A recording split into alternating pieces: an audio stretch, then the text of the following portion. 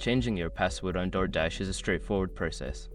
Follow these steps to ensure your account remains secure. Step 1. Open the DoorDash app or website. Launch the DoorDash app on your mobile device or visit the DoorDash website on your computer. Make sure you are logged into your account. Step 2. Access account settings. Navigate to your account settings.